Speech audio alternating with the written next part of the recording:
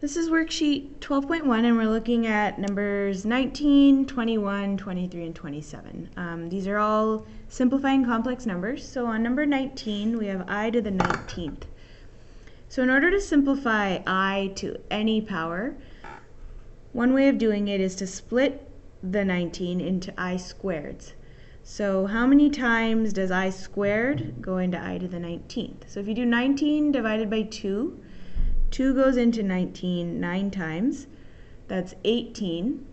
But we want 19. So if we have 18 here, we need one more I in addition to that.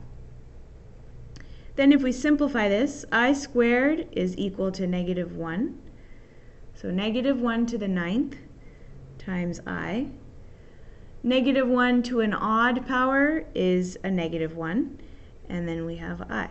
So our answer here is just negative I. All right, looking at number 21, we have one complex number times another complex number.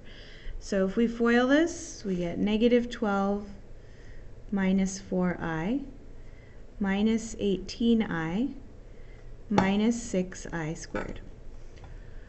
We can combine like terms, so negative 4 minus 18 is negative 22I.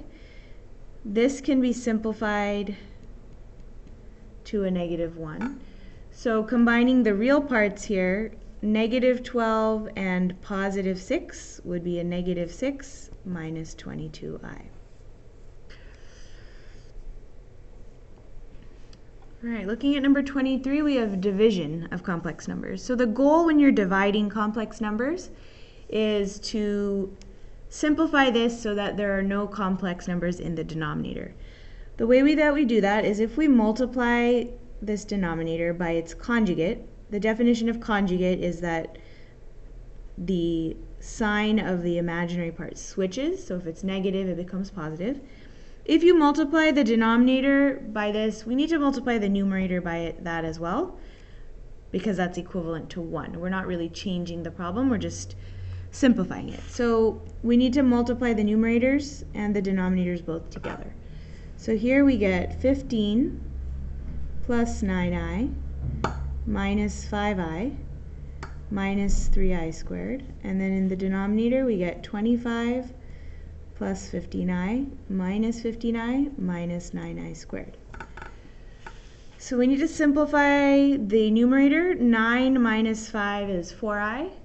The 15 can combine with this. Negative 3 times I squared is negative 3 times negative 1, which is positive 3. So 15 plus 3 is 18, and then we have a 4I.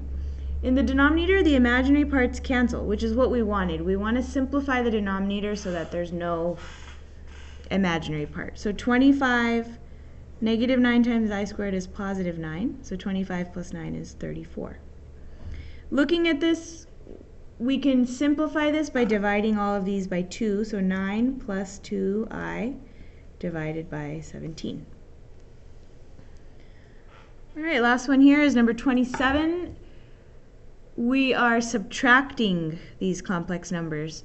We're not multiplying these complex numbers, we're subtracting them. So if I just get rid of these parentheses, this subtraction is basically just distributing a negative 1 times each of these. So I'm going to rewrite that as a negative 7 and a positive I. Now we can combine like terms. This is a negative 13, and negative 3 plus 1 is a negative 2I.